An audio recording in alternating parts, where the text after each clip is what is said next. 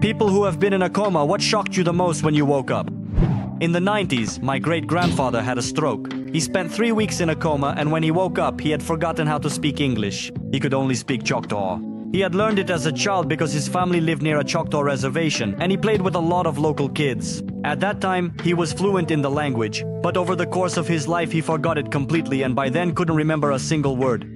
This lasted for about 10 days. Then he woke up from a nightmare and suddenly could only speak English again, without remembering a single word of Choctaw. He was also able to repeat verbatim every conversation that had taken place in the room while he was in a coma. Whoa, brains are an amazing thing.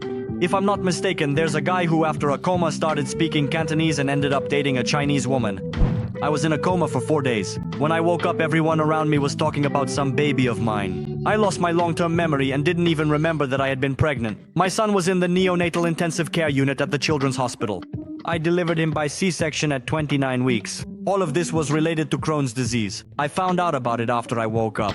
During my pregnancy, my colon ruptured. My husband said that when I first came to, I was talking like a child. When I woke up, I felt very tired, and for the next few days, I was still a bit anxious. I remembered a conversation my mom had with a nurse while I was out of it. And after a couple of days, my long-term memory came back, and I remembered everything up until my second surgery. My son was born only during the third surgery. Edited. So basically, my little boy was what surprised me. Is your son okay? Yes, he weighed 1 kilogram and 474 grams, and now he's 18 years old and 195 centimeters tall. Thank you for asking.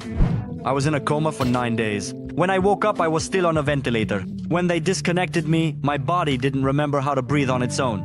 I literally had to learn how to do it all over again. It took me several days. I didn't have a natural sense of how long or how deeply to inhale, how long to hold my breath, or how long to exhale.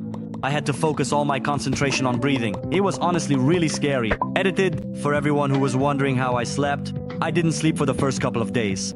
If I dozed off, my oxygen monitor would start beeping and wake me up, and then the nurse would yell at me across the ICU to remind me not to forget to breathe. I couldn't talk because I had tubes in my nose and throat. But I remember that once, completely exhausted, I woke up to that damn beeping. So I started focusing on my breathing again, but it really annoyed me. My nurse would rush over and yell at me to breathe. I looked at her and screamed with my non-existent voice, "Yes, I'm breathing!" She must have read my lips and sensed my frustration because she just raised her voice. "Yes, breathe, damn it!"